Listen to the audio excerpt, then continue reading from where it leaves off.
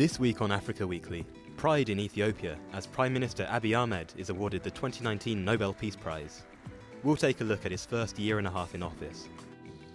We also head to Madagascar, where access to electricity is increasingly proving a luxury for the few who can afford it.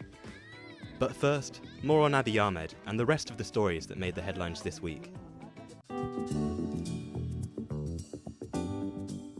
The Norwegian Nobel Committee has decided to award the Nobel Peace Prize for 2019 to Ethiopian Prime Minister Abiy Ahmed for his effort. This was the moment that Abiy Ahmed was announced as the recipient of this year's Nobel Peace Prize. Africa's youngest leader, Ahmed was selected primarily for his efforts to bring an end to a long-running conflict between Ethiopia and Eritrea. Beating climate activist and Buki's favourite Greta Thunberg to the prize, Ahmed was also praised for other liberalising reforms, including the release of thousands of political prisoners and his appointment of a gender-equal cabinet. I was expecting it, without a doubt. I would like to congratulate our Prime Minister. I believe he will do great in the future. We'll take a longer look at Abiy Ahmed's record later on. Protesters in Malawi blocked the main road to Lilongwe to prevent people from attending President Peter Mutharika's first rally in the capital since he was declared winner in disputed elections. This comes after a policeman was stoned to death during clashes between pro- and anti-government protesters. An eyewitness said police fired tear gas to disperse the protests, but demonstrators kept regrouping and fought back with stones, leading to the policeman's death. A group of almost 600 Burundians who fled political violence in their home country to Tanzania have been repatriated voluntarily. Burundi has been in crisis since 2015, when President Pierre Nkurunziza ran for a third term and was re-elected in a vote boycotted by most of the opposition. Over 1,000 people were killed and more than 400,000 displaced in violence between April 2015 and May 2017, which according to the UN was mostly carried out by state security forces. More than 200,000 Burundians are still living in 3 camps in Tanzania, with tens of thousands more in Rwanda, the DRC and Uganda. South Africa's High Court has ruled that former President Jacob Zuma will face a corruption trial. He faces charges of over 16 counts of fraud, racketeering and money laundering relating to a multi-billion-dollar arms deal. Zuma sought to have the case dropped in March, maintaining that the case was politically motivated and that the years of delay would result in an unfair trial. The proceedings are now scheduled to begin on Tuesday. President of Benin, Patrice Talon, has launched a political dialogue to calm tensions sparked by the opposition's exclusion from April elections, but his key opponents remain in exile. The West African nation has faced a political crisis since the parliamentary vote earlier this year that saw Talon's allies win all the seats as opposition groups were effectively banned. The president invited 9 political parties to the dialogue, set to last until Saturday, but key opposition groups have dismissed it as window dressing to mask the former business magnate's increasingly authoritarian rule.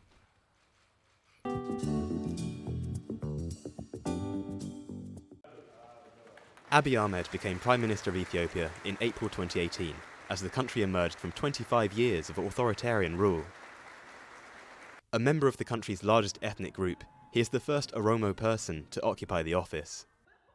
His first year and a half in power has seen this son of poor villagers initiate sweeping reforms across Africa's second most populous nation. One of his first priorities was to attempt to put an end to a bitter and long-running conflict with neighbouring Eritrea. With regard to the conflict with Eritrea, which has lasted for years, we want to see an end to it, for the common good of our 2 nations, not only for our benefit, but for both these nations which are tied by blood. We are ready to settle our differences through discussion. We invite the Eritrean government to display the same sentiments.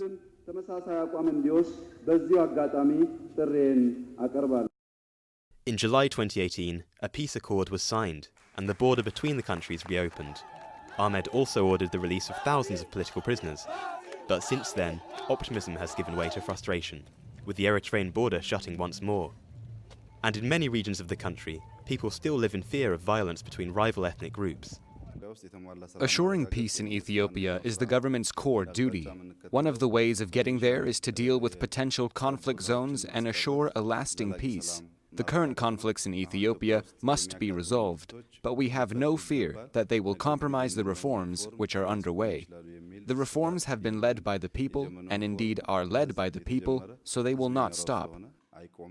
Abiy Ahmed will be keen to make further advances in both his domestic and foreign agendas ahead of elections scheduled for May 2020.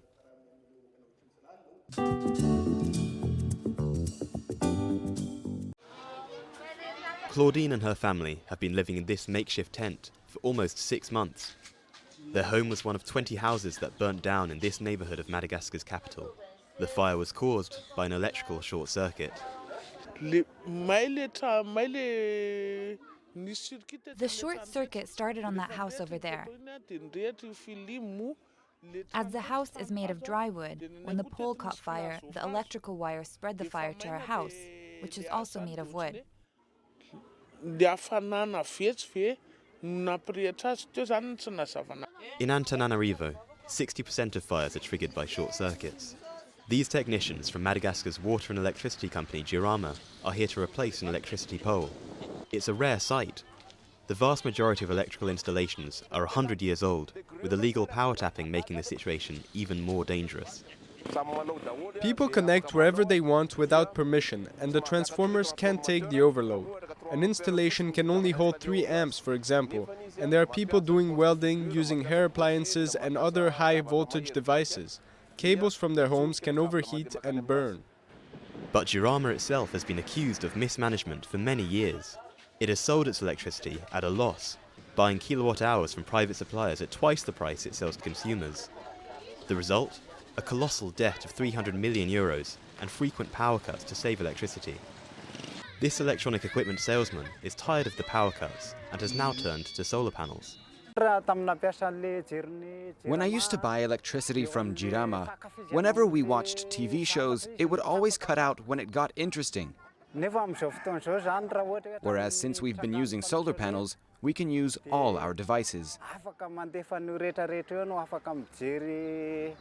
Only 1 in 10 people in Madagascar currently have access to electricity. But with the country enjoying nearly 2,800 hours of sunshine per year, turning to solar energy could offer the country a more reliable and greener source of power.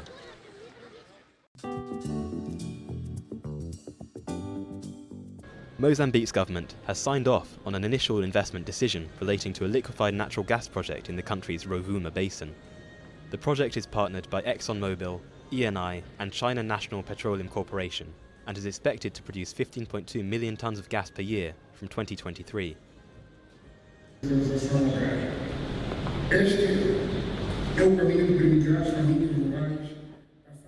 This is the path that will enable rural families to move from subsistence farming to commercial farming, producing more by improving the support infrastructure to move their products to the market, and thus improving the quality of life for all Mozambicans.